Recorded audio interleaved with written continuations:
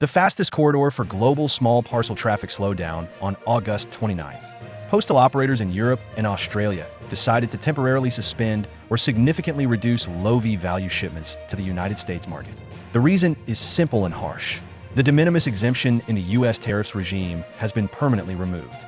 Imports no longer pass through the zero customs band. During the 6-month transition period, there is a fixed collection option of $8,200 per package for customs duty. Taxes and processing requirements have replaced the exemption. This change is affecting both international shipping flows and domestic market prices and delivery times overnight. And this time, it's not just a niche category. A wide range of supply chain links from fashion accessories to electronic accessories, from handicrafts to spare parts, are hitting a wall at the same time. The official framework is clear. The duty-free entry point that had been in place for years for packages under $800 has closed. The U.S. administration announced a general regime for all countries. Previously, imports from China and Hong Kong were handled separately. Now, every low-value shipping item arriving at the new rule. Fixed $80 to $200 or full tariff states border is subject to either the fully applicable tariff or a fixed collection for 6 months. Customs and Border Protection, CBP, data requirements, deposit accounts, and collection infrastructure are mandatory at ports and airport mail entry points. When the International Shipping Traffic Postal Network couldn't find enough software and personnel to adapt to the new regime in such a short time, the decision effectively turned into close-cut delay. In short, the new tariffs language created an overnight compliance cost for market trading. The response from the European Postal Network was chain reaction.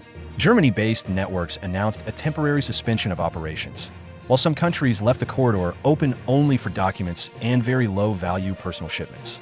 Operators in Belgium, the Nordic countries, and the Mediterranean route preferred the phrase package acceptance to the U.S. has been suspended. Instead of postal containers via ports, private courier and express carrier channels were recommended. Australia Post made a similar decision. It shut down commercial package flow with the phrase partial suspension, keeping letters and gifts under $100 separate.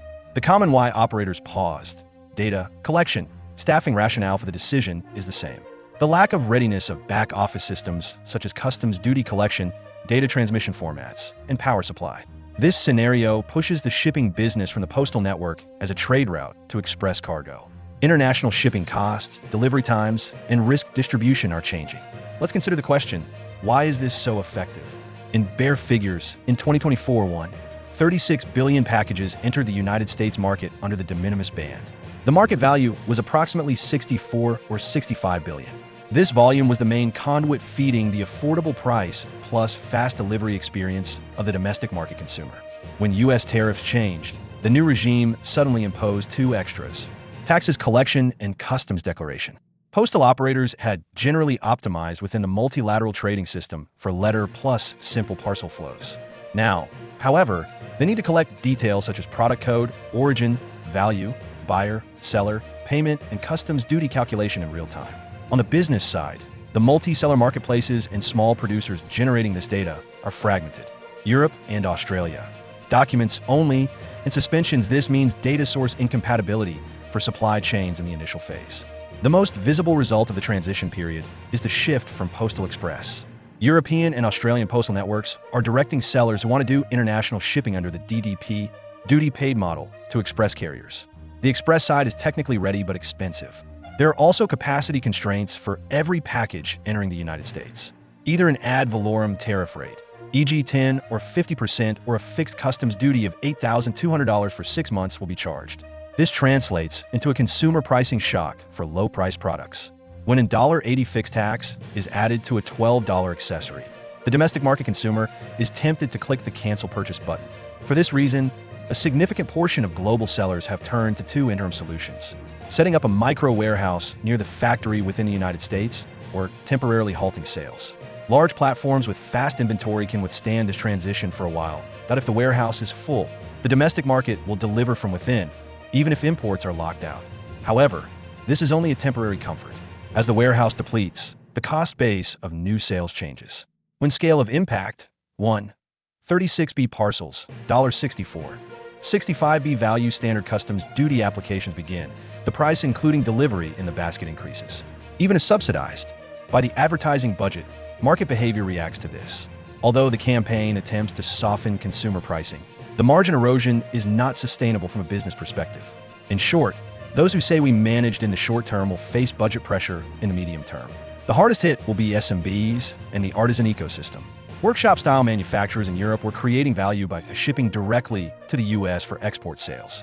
Now to ship the same product, they will either have to contract with an agent that collects customs duty or rent a small warehouse within the United States. Both steps represent additional costs for the business. On the market side, delivery times for niche products will lengthen while consumer pricing will become more volatile. During busy seasons like back to school, the buy didn't arrive return cycle will increase. Public reaction will grow for wedding, gift, and event-based products stuck in customs will become more common than delivered on time. The technical burden on postal networks should not be underestimated. New data standards for international shipping, EDI flows, tax foundation like calculation logic, and CBP collection postal express shift. DDP becomes the default deposits are required. Postal operators are primarily non-profit public service institutions. It is difficult for them to transform into small customs agents in a matter of weeks. Therefore, a reasonable roadmap for Europe and Australia is clear. Pilot programs on limited routes. Early DDP for specific product groups followed by expansion. Until this program is implemented, interim solutions such as partial suspension and documents only will continue. These interim solutions also create permanent friction on consumer pricing because they shift the cost of international shipping to private couriers. From a public policy perspective, the goal is the triad of revenue plus security plus fair competition. The US government wants to increase tariff collection for revenue. It wants to scan for risky content flows and enrich data for security. And it aims to protect domestic market producers from a wave of low-taxed imports for fair competition. These 3 points are valid targets. However, in practice, a balance is needed between speed and compliance. A short period of 1 month is insufficient to update software and price shock example. $25 item, $110 to $130 landed processes in international shipping networks. The result was a collective break by agencies simultaneously seeking answers to questions such as who will collect, how will it be declared, and what data is mandatory at ports and customs entries. Let's illustrate the price impact with a simple example. If a small $25 accessory is to be shipped from Europe to a customer in the United States, a choice must be made between a fixed $80 customs duty for the 6-month transition period or an ad valorem collection based on the tariff rate in the country of origin. It is not surprising that the seller's total cost, including shipping, insurance, and intermediary fees, rises to the 110 talc and 130 range. At this point, market trading rationality comes into play. Either cancel the sale, use a temporary warehouse, and bulk entry within the domestic market, or abandon the category. All three mean a loss of variety for consumers and a narrowing of margins for businesses in terms of economy. The technical answer to the question, how long will this last, is until compliance is achieved. As postal networks establish third-party collection platforms, customs duty calculation modules, and data verification systems on platforms and warehouses, short-term buffer, medium-term cost the international shipping side, corridors will gradually open. Calls for coordination are coming from the UN Postal Authority level. These calls are indicative of the compliance timeline. Still, the permanent framework for U.S. tariffs is clear. De minimis is not coming back. Taxes will be in effect for every low-value import entering the U.S. border.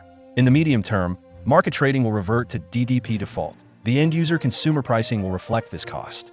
Large platforms can make this cost relatively invisible. Small sellers lack such capacity. The question who wins, who loses is natural. On the winning side are express operators, companies developing compliance software, and those automating customs duty collection, and on the struggling side are micro sellers engaged in border-based trade, niche businesses and workshops that produce to order. On the U.S. side, public satisfaction will decline in the short term. Stories of waiting at customs will increase instead of unboxing videos. TikTok, YouTube-type platforms will see a rise in my gift came back narratives. This content puts pressure on public sentiment. However, SMBs and makers, options, DDP, U.S. micro-fulfillment, or pause expecting a policy reversal from the U.S. administration does not seem realistic. The permanent situation will settle on the line of low-value imports subject to tariffs. Let's look at consumer behavior. In some categories with low price elasticity in the domestic market, hobby supplies customized accessories that a tendency to wait and find an interim solution emerges. Some buyers turn to sellers within the U.S. and Canada, while distributors shipping via ports originating from Mexico and Canada along the Canada-U.S. trade axis seize the opportunity. Others return to Amazon and similar marketplaces, preferring the Prime-like fast delivery plus tax paid package. This shift accelerates a structural change from the international shipping directly to the consumer model to the U.S. domestic warehouse plus DDP model. In a medium term, 3PL and warehouse companies in the United States may see increased demand. This creates employment, but does not bring lower consumer pricing, only mitigates the wave.